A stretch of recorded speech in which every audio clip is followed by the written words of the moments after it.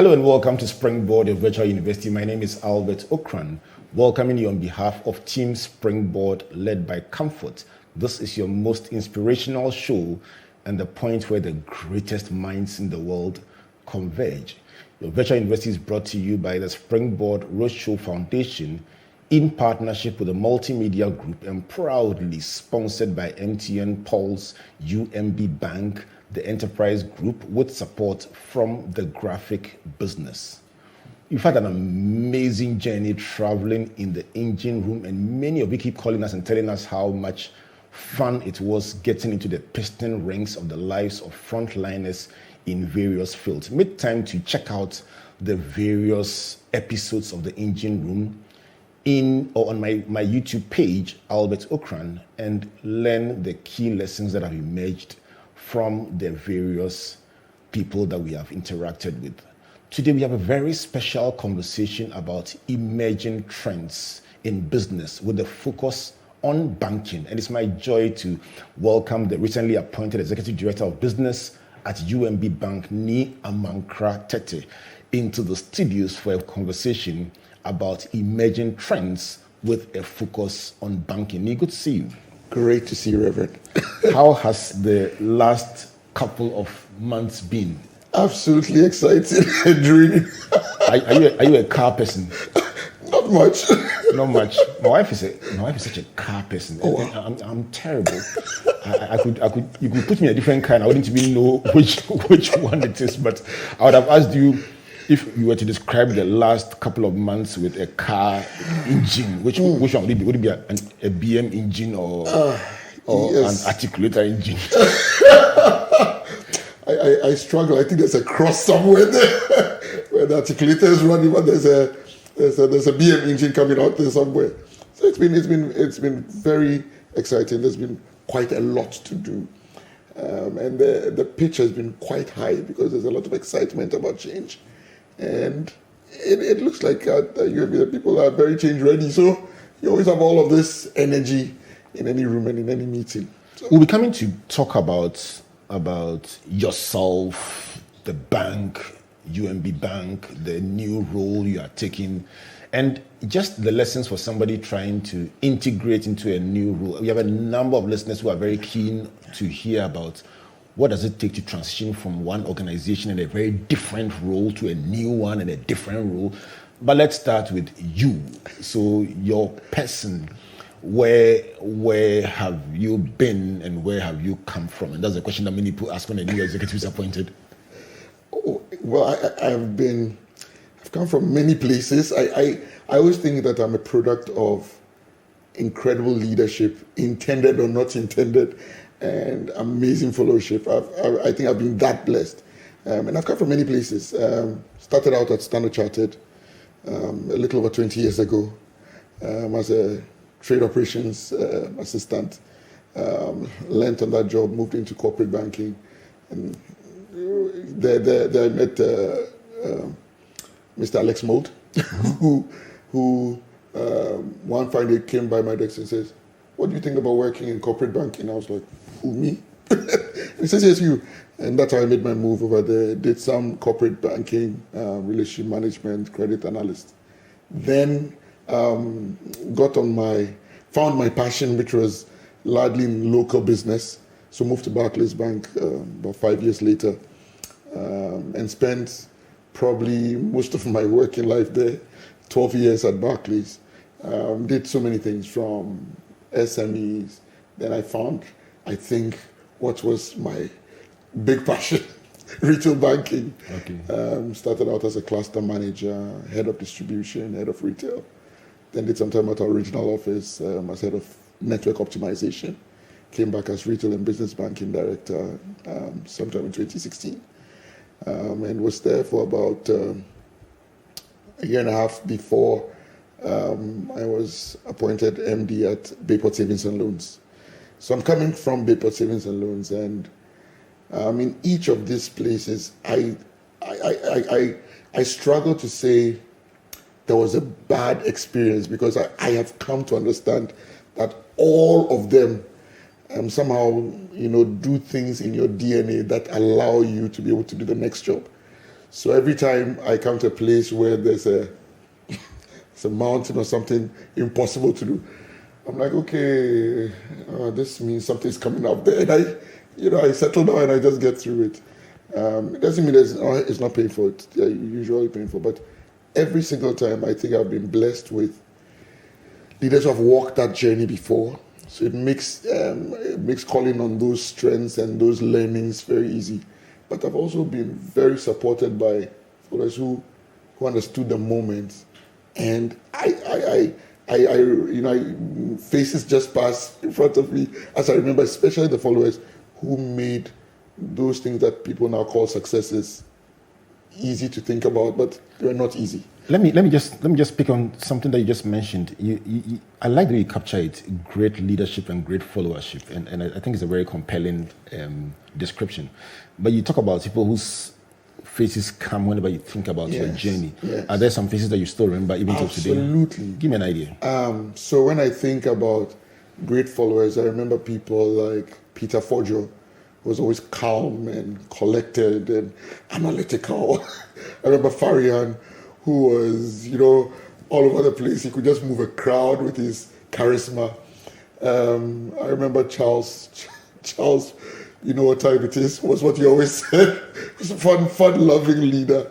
I remember a lady in a teller enclosure. We did a Day in Your Shoes program one day, and I spent, I think, about 4 hours in a teller enclosure. My respect to every single teller in all of Ghana. She taught me some very vital lessons in patience and learning how to deal with routine. I remember Bridget Sarkodie, a number of people whose interaction with myself just made life a lot easier. There, Jeff Soa, so many names. So many people. You know what you've done with this very brief description that you just gave? Many people talk about mentors in their lives, big, larger than life figures who made an input into their lives. And it's normal to hear somebody say, oh, Alex Mould invested in me, this MD invested in me. But when you mention followers, people who served, as it were, under you, but who made an impression on you, and you mention them by name, and particularly the person who took you into the teller enclosure for 4 hours and you learnt about patience and routine, it must be very nice for them listening to you, watching you at home to say, oh, he remembers. Do you have a very good memory? Well, my wife wouldn't share that view. Why is it that I think that people's wives have a different... She wouldn't share that view, but there were just people who just stood out in the way they were. There was a lady, Amankra Tetteh said, when I ran into her, she had done something like 26, 27 years in the bank. And I said, but you're so amazing, you're brilliant. Why haven't you tried to do any neuro? So she doesn't really know whether she's cut out for it. And I said, you try it. I remember she went in for an interview where she became branch operations manager. And I remember when she retired after almost 30 years, and she was celebrating, and she called me and said, "Ni, it's all back Kumasi, it's all back Nigeria." But it was what Margaret had taught me was, that calm optimism in spite of anything. And every time I look at her life, I'm totally amazed. She had poured 30 years of her life into one organization, and she had braved, almost every kind of change in 30 years of banking. For me, that was phenomenal. You talk about not seeing anything bad in any place you've been. And then you talk about the calm optimism that Margaret brought to bear. Are you by nature somebody who just looks at things and then sees the bright side of everything? Finally. It didn't always start out like that.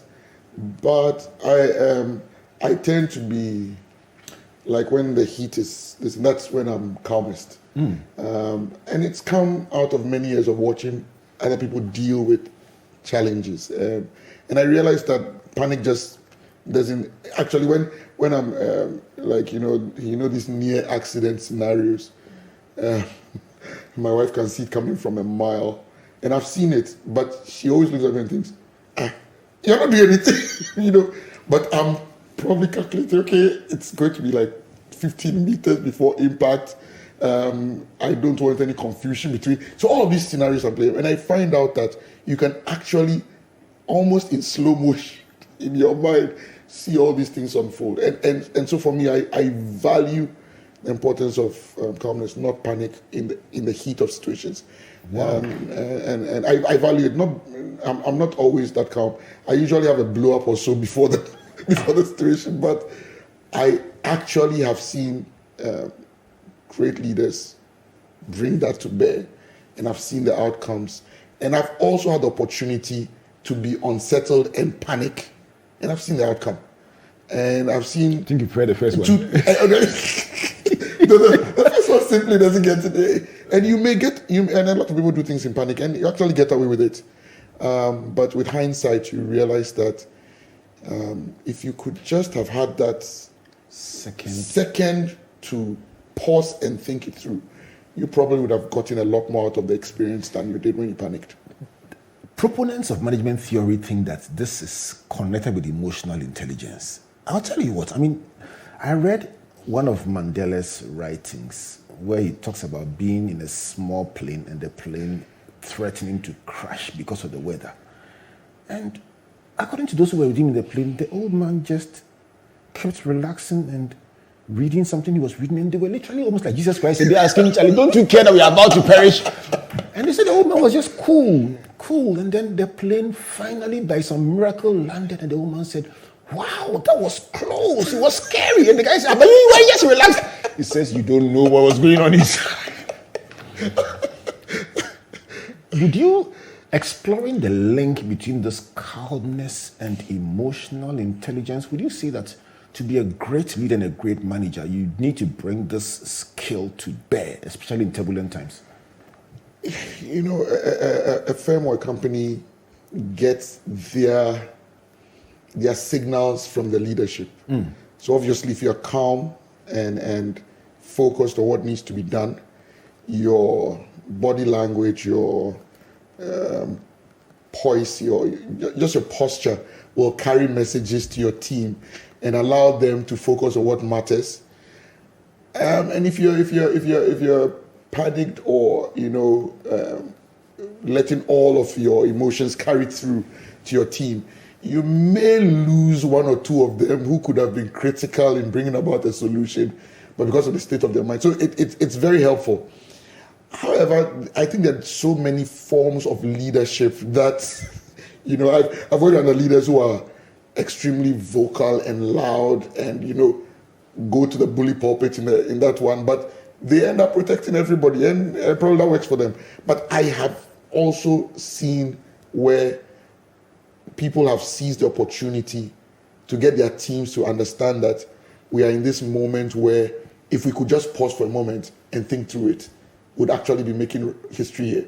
And when the entire team latches on that, the outcomes are so totally different. And the stories that come out and the learnings ground the firm. So for me, I absolutely, I'm on a bench when it comes to just, taking a deep breath, looking at all the things around you, remembering that you're leading people and that they're looking at you too, encouraging them, actually getting them to do their best work at that point in time, not when it's rosy and easy. There's a lot to be said for that posture. I have 1,000 questions for you from what you just said, but there's something that is so strong on my mind, and I'd like to find out from you for the benefit of many of our listeners who are making a career transition, who have questions.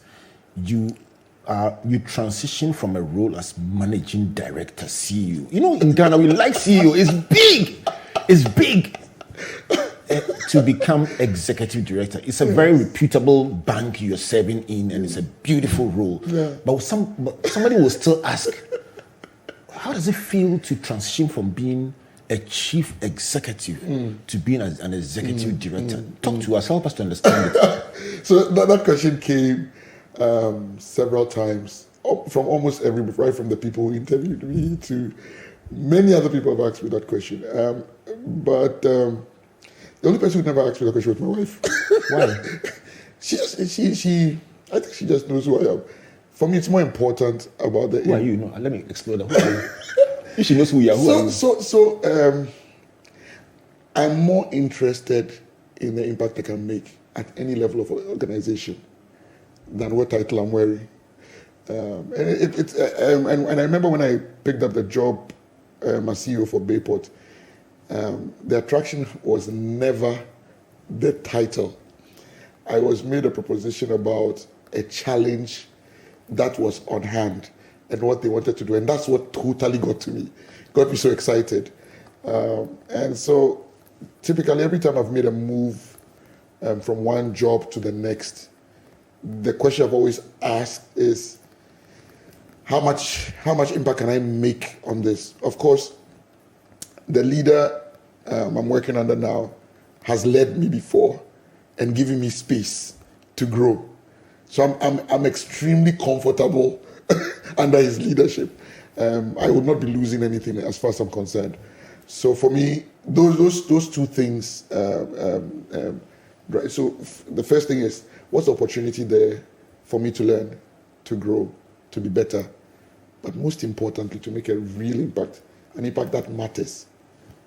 When I've ticked that box, the next one you're asking yourself is, who's leading? Do I trust this person? Once I get to that point, I'm good to go. If you just joined us, this is Springboard, your virtual university, looking at emerging trends in banking. And you see, what are you talking about? You are talking about a person who has taken up a role. But the beauty about this conversation is that we also get to unpack the life and career of Amankra Tetteh, the recently appointed Executive Director of UMB Bank Ghana.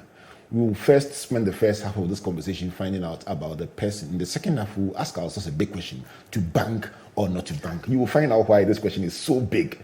But in all this conversation, you come across as somebody who, at the end of the day, measures your life by the results that you generate. That is my reading of your person. Would you say that from where you sit, at the end of the day, the main measure of your life is the results or the impact that you create? Would that be your philosophy of life? Not entirely. Give me an idea about your philosophy. When you say your wife is the one who knows you, I want to unpack who are you. So help me to understand what is the thrust of your focus as a person. So just by virtue of where I've had to work, results matter, and results absolutely matter. If you're working in any corporate environment where there are investors, where there's outcomes expected, results matter. And by virtue of the roles I've had to play in all of these things, results have always played a very important bit of it. And honestly, my family know how very stuck on results I am at. But I've also learned that in seeking those results, I think the journeys we take to coming out to those results are probably the most important lessons that I am learning. So, as CEO of Bayport, when I came to work, what did I see myself come to do? I saw myself as someone who had been given stewardship over the lives of some 600 plus staff, whose families depended on what we did, whose well-being depended on what we did.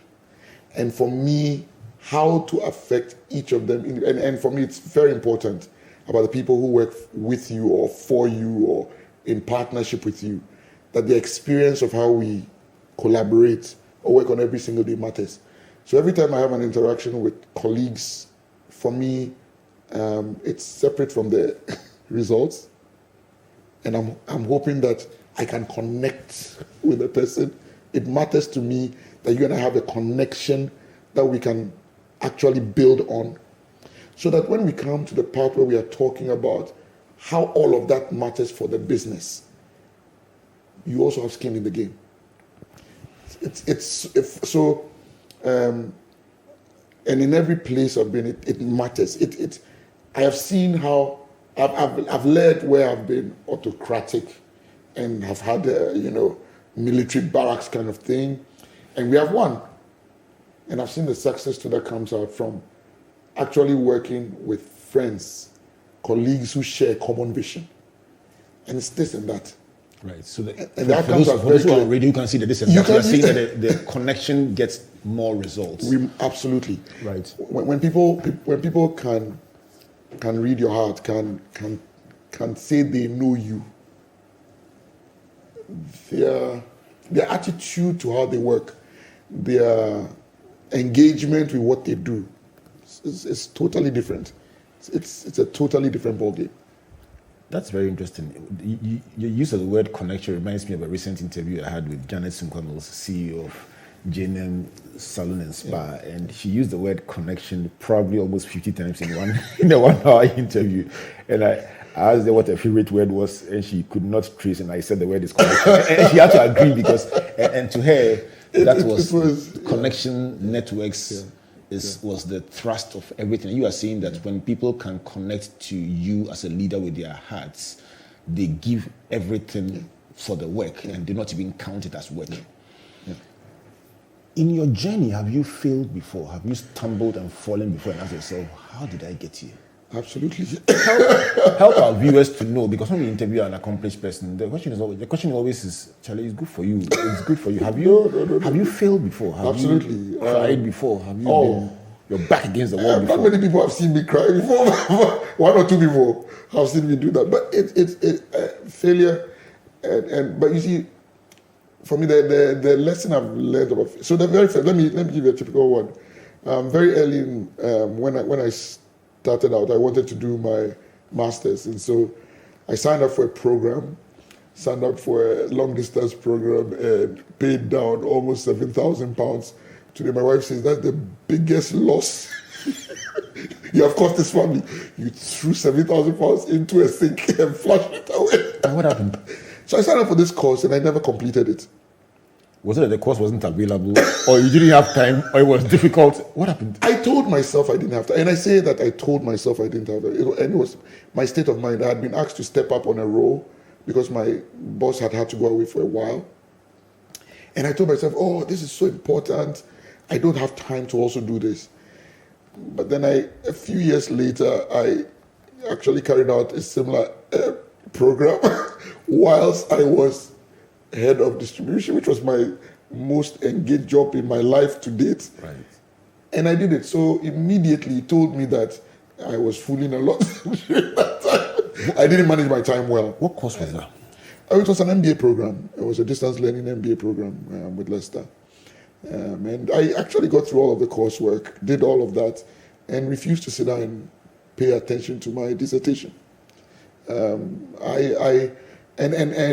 It comes from something I know about myself, that for many people see me as this very laser focused, but I enjoy a lot of rest. I enjoy my time alone. I'd read a good book any day that, do all this hard work and all of that. Right. So how do you unwind? Do you play a sport? I read. Do you hang out in the weekends? How do you unwind? I read a lot. I read. If I find a good book, I can be gone the whole weekend. But I also love. I watch a lot of movies. I enjoy movies. I'm always looking out for something that totally I could not predict or see coming. What kind of movies do you watch? CSI? Do you watch adventure, action?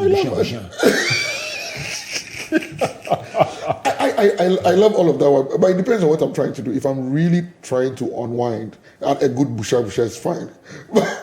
But how do you spell busha? Jimmy something. Then a good one. But I love films that totally get me thinking, wow, I didn't see that coming, or that's amazing. And you're still thinking about it many times over after the whole movie. That just sets my mind going off in all the directions that typically doesn't go. And that for me, unwinding is actually just moving out of what I'm usually doing Monday, Friday, and sometimes weekends, to doing something that is totally not me. I love to travel. When I travel with the family, it's a lot of fun for me. And then I can focus on being with my kids, with my wife. I enjoy that very much. You're big on family? Extremely. It matters. Springboard, your virtual university. Today is about emerging trends in banking, and I'm having a time of my life having a conversation with Amankra Tetteh, the newly appointed or recently appointed Executive Director of Business at UMB Bank Ghana. We've spent this first part of the program getting into his life, his learnings, his love for family, and some very interesting lessons are emerging. We'll take a break. When we come back from this break, we'll go into the banking hall and then climb through the banking hall, up the lift to the executive suite, or maybe not use the lift, use the staircase and stop at every floor so we can see what happens on each floor. Find out how difficult banking has become from the days we're using cowries, and then learn about the future of banking and how we can all get on board and decide to bank or not to bank. Please don't go away. Don't be left out. Download the Pulse app from the App Store or Play Store to mash up all day, every day. You can also enjoy more mashup. Just buy the new Mega Bundle and get 3 gigabytes data, extra 400 megabytes for your social apps, and free MTN to MTN calls every Monday. So go ahead, feel the Pulse on MTN Pulse. Just be. We're good together. Everywhere you go.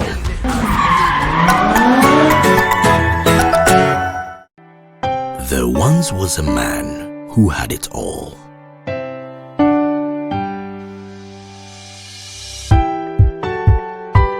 He had skill, he had charisma.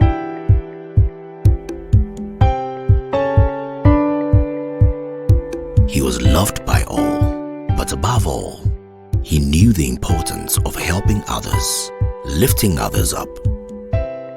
He knew the importance of giving other people an advantage so that they too would use that advantage to help others. All you need is that advantage that sets you apart from the rest. And when you discover that advantage, life's challenges don't seem so daunting anymore. That's where we come in. Enterprise, your advantage. UMB was established in 1972 as the premier bank for the corporate and private sector in Ghana. From our very beginning, as the only Ghanaian bank serving all categories of businesses, we set a standard for excellence and innovation. Over the past 45 years, we've built a financially healthy and strong bank, demonstrated our commitment to our customers and to growing businesses, and exhibited originality and innovation at every turn. At UMB, our focus is built around people, service, products and technology. These are the key to our present success and our future triumphs. At UMB, we're poised to make a difference not only with our customers, but also in the banking industry. We invite you to share in our future. Our future starts now with you.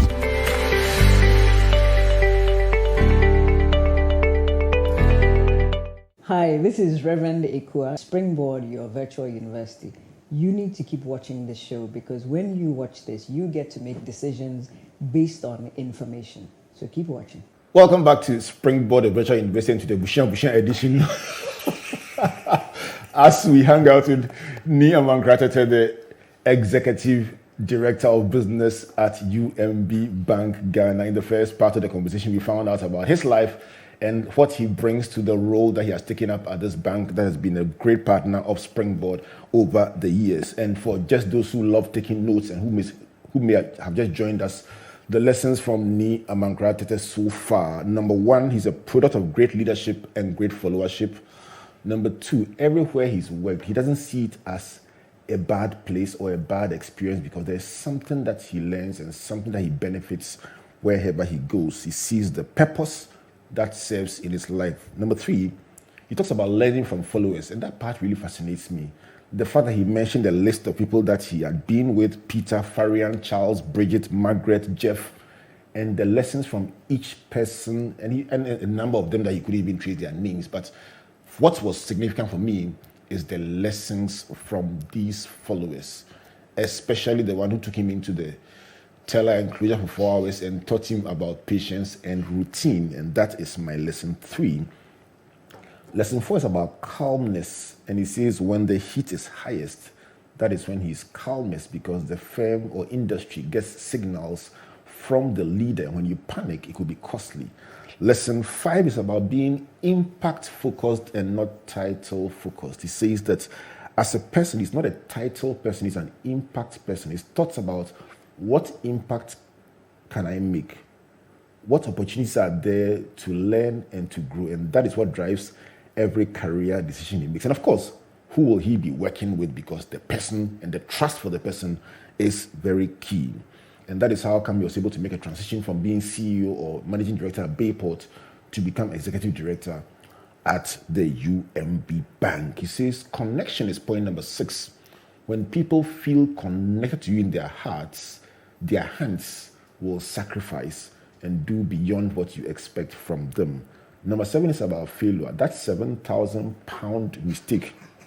Signing up to a course, not completing it with the excuse of time, and interestingly, spending the same time at a busier role to do a similar course. I'm telling you, I'm sure that is your favorite lesson so far because of the money involved.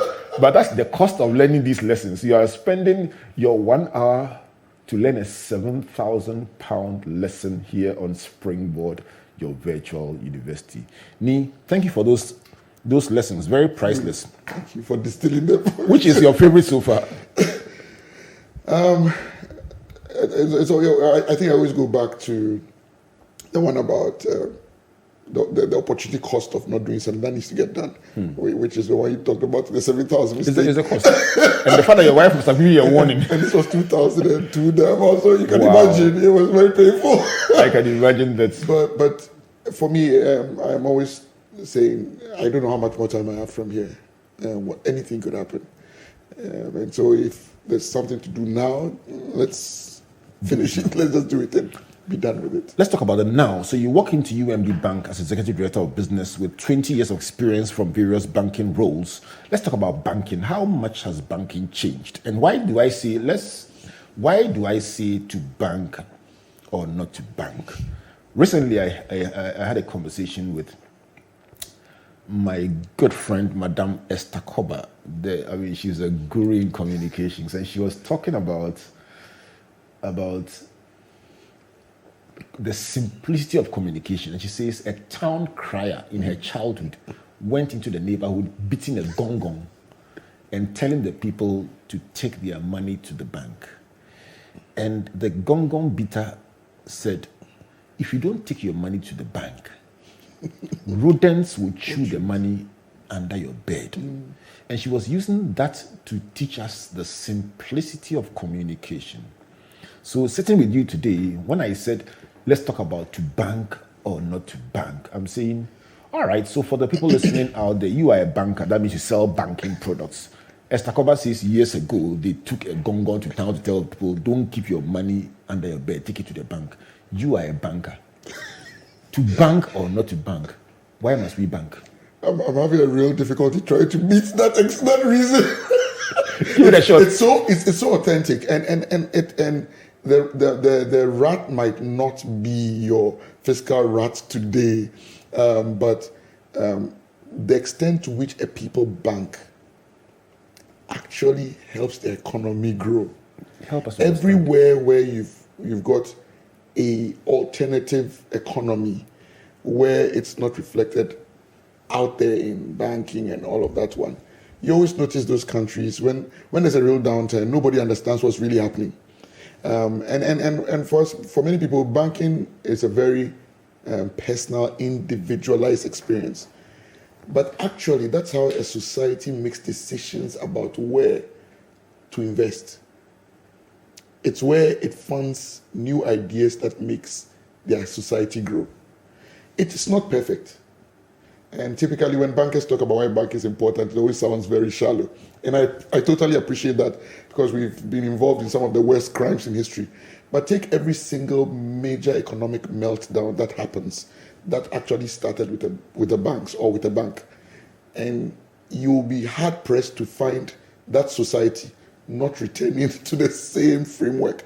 It's because society has not yet created a process that allows it to make considerations around where do we store our wealth? How do we give those who have got great ideas but no capital the opportunity to do that. If I had all these ideas and I wanted to bring them to bear, where do I go? Society has still not figured out a better way. Increasingly, there are iterations that are being made, and you can see various aspects of banking actually leave traditional banking.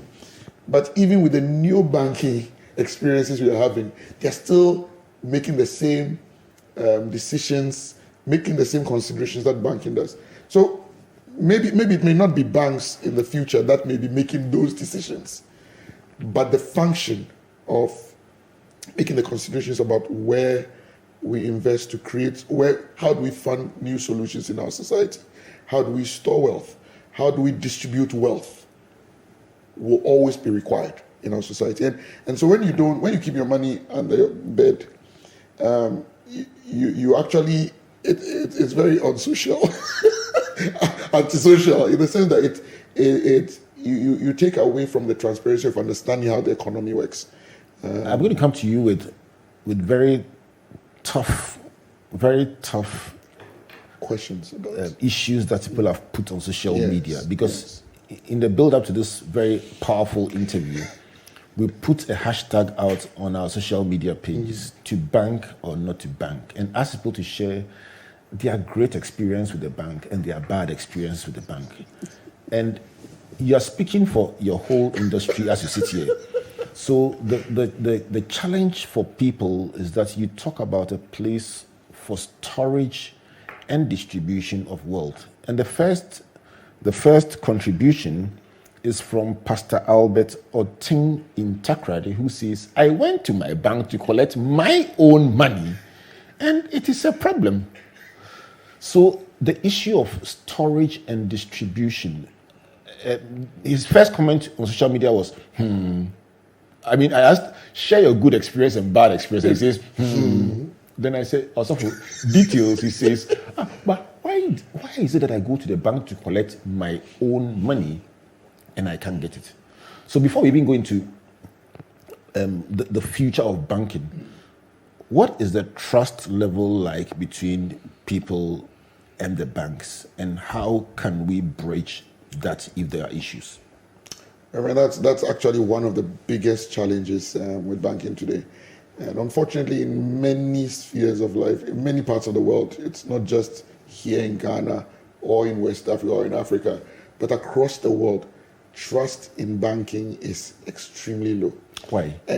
Because of the behaviors that so many who have had the privilege of occupying those decision-making points within the banking sector have failed to do right. And I mean, because of that, I mean, if you've gone through the experiences where you've actually lost your money, or you've gone through experiences where you've been cheated, or you've gone through the experiences where one or two or a few men at the table have stolen your pensions or your savings, or indulge in some venture that's totally lost you your life savings. It's impossible for you to have any trust for that scenario, and which is why I said, whilst it's not perfect, it's how society has dealt with it. How do we bridge that? And increasingly, we are beginning to see, even in the regulation that is coming through in banking, an inflection point on things like climate change, on things like green earth, on things like ethical behavior, and some of the big framework for governance these days spell out clear codes of conduct and behavior for bankers. And the laws are increasingly getting stringent. Gone were the days when you could be a board member for a bank that actually broke something and then you got away with it. Today, there are prison terms. As you sign onto the job, you are introduced to the possible prison terms you'll be facing if you are the director of a board. So your job there is to be, you've got this fiduciary responsibility to make sure that things actually go right. So a lot of the mystery that shrouded banking is being taken off. A lot more players who are more altruistic are being allowed to enter that space. Banking is an infinitely more difficult job today than it ever has been in the history of banking. That said, we still have a long way to go to create the kind of respect and trust that makes banking a lot more than it is today. That's always going to be an ongoing debate. You've mentioned what the regulator brings to bear, and I can relate to the fact that you're seeing that there's such strong regulation today compared to the past. And in that regard, even taking up responsibility in an organization goes through intense scrutiny just so that you do not take it lightly. Absolutely. That will be the contribution of the regulator. Yes. What is the contribution of the banks, yourselves, to increasing the people's trust in you? Let's talk to the person out there who runs a barbering shop, the person who runs a cold store business, the person who runs a school. You are telling them, bring your school fees, let them pay school fees through the bank, let them do this through the bank. What encouragement do you have for that person out there who says, oh yeah, regulator, yes, but you yourselves, what do you bring? What do you bring to the table? No, Reverend, you're absolutely spot on. And you will see that there's been a new breed of leaders who are coming out who are saying, yes, these things are true about us, but we want to change that persona that we have. And so you see the banks who, on the back of all the things that happened after George Floyd and the Black Lives Matter, come out with new terms of engagement with their communities in which they work. And in-house, in every bank today, there are stronger guidelines, rules that have to do with how do you engage a customer. There are banks in Ghana today who will sack you on the spot for bad engagement with your customer. Whilst that immediately shows you how seriously they take their customer. I think that there's also, it speaks a lot about how things have changed. When it used to be the banker's market where, you could go and queue. I remember those days where I could go to a bank and I'd actually take a storybook with me because I knew I would be there for at least 4 hours. So I have my little book which has got all my things and I'll keep it here and then I'll carry my book and I'll go and sit and read. That spoke to your expectation. Were you in banking then? No, I wasn't, but I knew. It was so normal. Today, if any bank tries that, you will close by the time business closes. You cannot do that. This is the age when people take videos of what's happening to them as they experience it. This is the day where reportage is not waiting for the late news. It's happening as it goes on. So there's a lot more scrutiny. There's a lot more monitoring. There's a lot more intelligence about banking. The courts are also doing their job and making sure that quite a lot of people are being brought back on track because they have not taken their duty of care seriously. So banking is changing very quickly. And as a community, we can actually insist on getting the right kind of service that is deserved by us as people who bank. For me in the leadership of a bank, I know I speak for many other leaders. We want the trust. We know what could happen if we had the trust. We know how we could work better if we had the trust. But there's so much we need to also do. We also need to take off that shroud of secrecy and mystery about banking. How transparent are you? When a customer comes to engage you, can he have a clear understanding of how long this will take to happen? And when you fail, would you come back and say, I failed in getting this done at the time that you told me to do it? We will do it at this time. We will reward you for taking your value.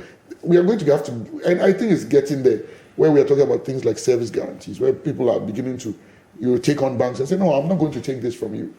I like the point about service guarantees. Let me trace the meaning of service guarantee and ask you a question relating to that. A service guarantee is a marketing tool used to reduce customer risk perceptions, signal quality, and differentiate a service offering. So you're looking at reducing the perception of risk, signal quality, and differentiate your service offering. How can technology enable this guarantee process? I mean, banking has become big on technology. Today we're talking about branchless banking, all kinds of things. How real is this evolution of the industry, and how can technology guarantee the quality that you talk about? Actually, for me, I think it's like technology that actually makes this possible.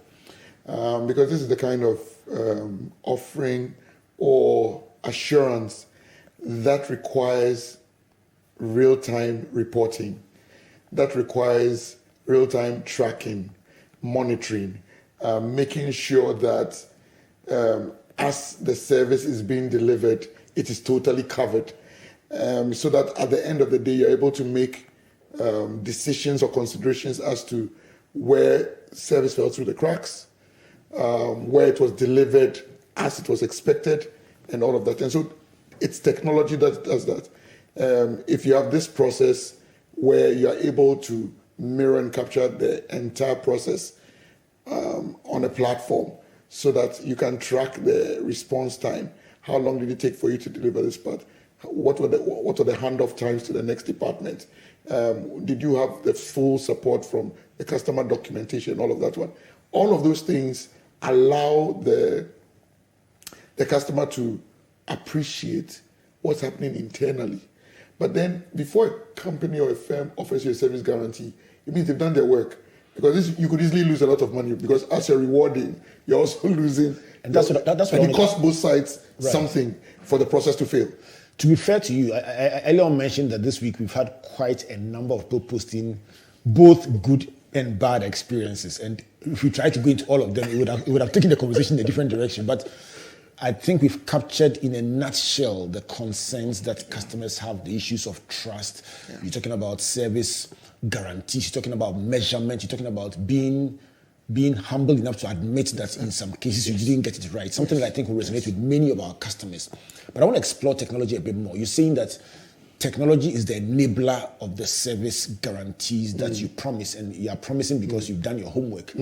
But for the person out there who is not really a proponent of technology, help them to know, based on the mandate of banking, how much technology has made the life of the customer of a bank easier. And you can use real life UMB examples if you want to, but just to help get a sense. Sure. So you remember I told you how I would go to a bank, and this was some 30-something years ago.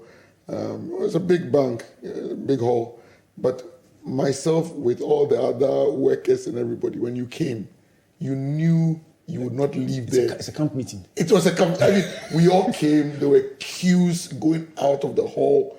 Everybody was unhappy, but no one complained. It was kind of like, this is what banking was to us.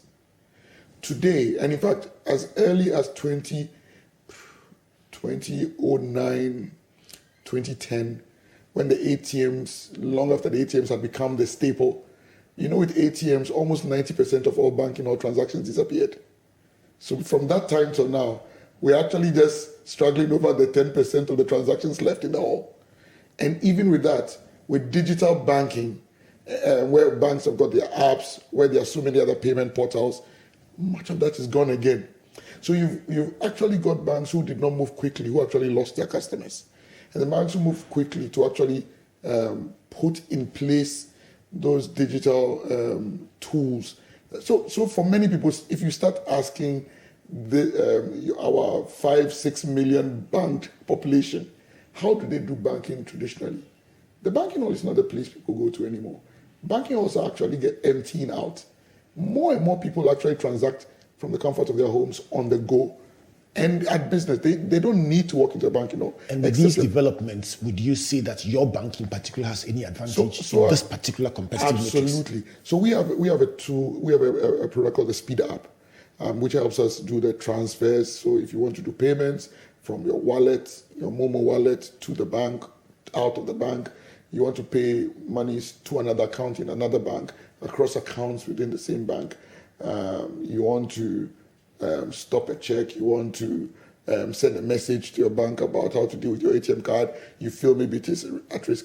These are things that are no longer even, they're not even transactions to walk into a bank. We know one complaint about this. You know, the traditional mind says, Charlie, money, there must be some small control before. So when it's so accessible, one day you'll be this kind of. But on a more serious note, the level of convenience you describe is something I can testify to. I recall going to watch a football match a couple of years ago, and then sitting somewhere in Manchester after the football match, realizing that, okay, I have to pay my electricity bill, water bill, DSTV, and just from the comfort of my phone, just sitting by some water feature, we just paid up all of it. And I was like, really? And just think the about world 10 has years. changed. Yes. And let's come back to you and to your presence in the bank. Whenever an executive is appointed, I ask myself a big question. What do you bring to this bank that seeks to make an impact in a very competitive framework? What does Amankra Tetteh bring to UMB? What should we call success if we evaluate your appointment 5 years from now? What should we call success? I know it's a tough question, but I want to put you on the spot. So, success definitely the needs of my employers and shareholders and stakeholders, which are the other people in the community, should be met. I expect UMB to grow and all of that. And I don't take it lightly. I think those are the traffic signals of success. But for me, real success would have been how many people have grown as a result of my leadership. It matters to me how many people would have had a different perspective on how to lead. How many people would see UMB as a place where they can commit their energies. And for me, when I leave a place, I hate it when someone says, "Oh, things aren't working." It means I did a bad job. Actually, it's an indictment on my leadership.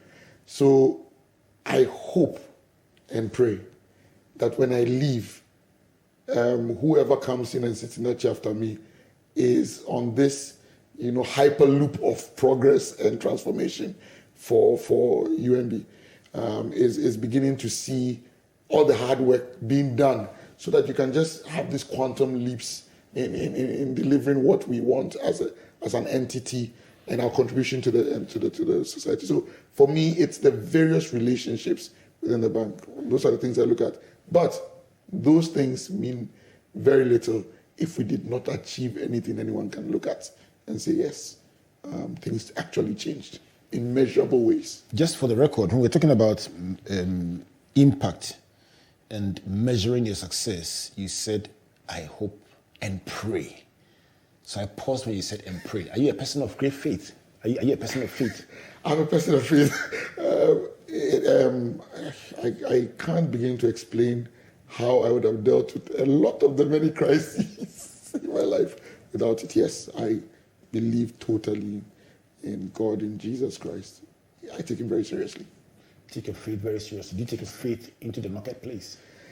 Yes, but for me, I don't think it's about me announcing it. If we've done business before, or you have worked with me, and you don't see it, then it means I've got a lot of work to do. So yes, I don't believe it should be something I announce. I never tell people, I rarely do that. I don't see it as professional.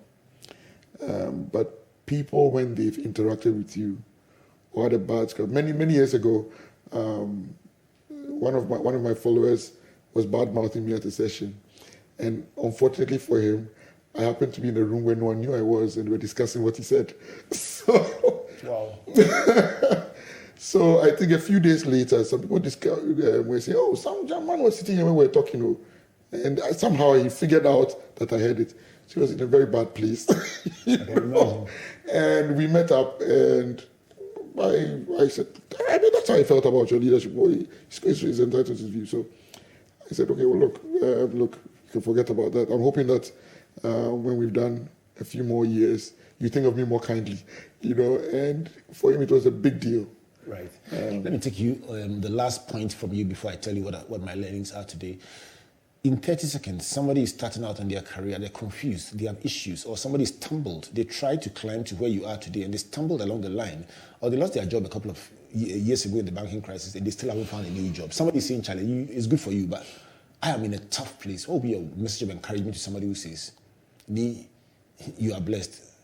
I am not so fortunate." What will be a message of encouragement to them? Don't give up. And I think it's easy. It probably looks easy for me to say it sitting where I'm sitting now, and I agree. But long before I got here, I also struggled looking for jobs. I pounded the streets in Accra with more than 70 CVs in a folder.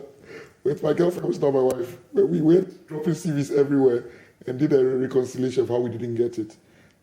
Stayed in a position that I was very unhappy with for a long time. And I'll just share with you what I call my wilderness experience with that one. I was in a job I was unhappy at, bypassed consistently on promotion. I was very, very angry.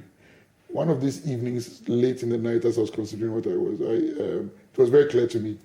I told myself that I'm going to come back tomorrow morning and do my best work so that everybody's angry that I'm still here. And that's exactly what I did. It doesn't mean that you don't cry, you don't feel the pain, you don't argue, you don't shake your fist at God sometimes. But when you've done all of that, your choice is not to give up. Giving up is not a choice. You stay on track and you continue at it. Cry when you have to, but look for opportunities all around you. Sometimes there are opportunities that we don't like, but which offers the bridge to what we want, and you grab them with both hands. So I agree, not easy, but you don't give up. Giving up is not it. And resilience will typically carry you through those bad patches until you get to the point where you need to be.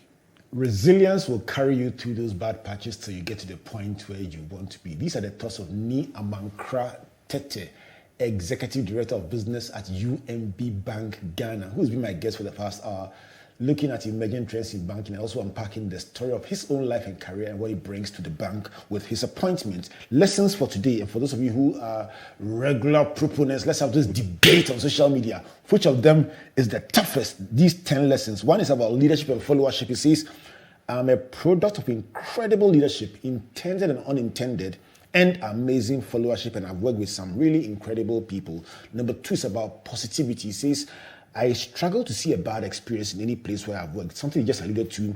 And he says, every workplace served a good purpose in my life. Number 3, learning from followers. He lists a number of followers who taught him something, including somebody pulling him into the teller enclosure for 4 hours, and he learning about patience and routine. Number 4 is calmness, being calm in the midst of the hottest crisis, something he learned by observing other leaders. He says, firms take their signals from leaders, and when you panic, the whole firm can struggle.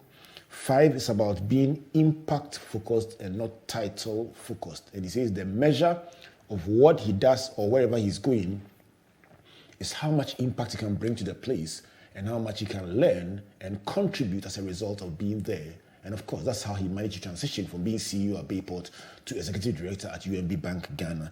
The 6th point is about connection. When people feel connected to you at heart, they will give their all for you. Number 7 is about failures. He talks about that interesting £7,000. Was it an investment? I hesitate to say money flashed down the drain, but let's call it an investment because it taught you a lesson. But the £7,000 dumped into an MBA program he didn't finish because he said he was too busy, and yet later at an even busier role, he invested in the same program and completed it. A lesson about time management. Number 8 is about trust.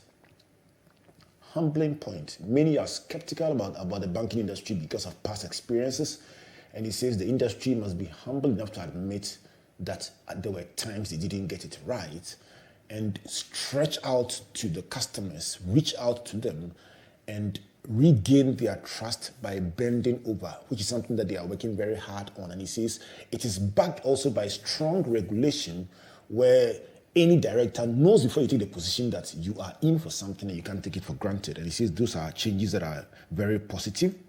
Number 9 is about a consumer's market and not a banker's market, where banks have put in place real-time measures of service quality and can even fire you for going outside the approved measure just to make sure the customer is happy. And number 10, he says, this level of service guarantee and quality is powered by technology, making possible for consumers something that 10 years ago, 20 years ago was thought to be impossible. And that's the conversation we've had with Ni Amankra Tetteh.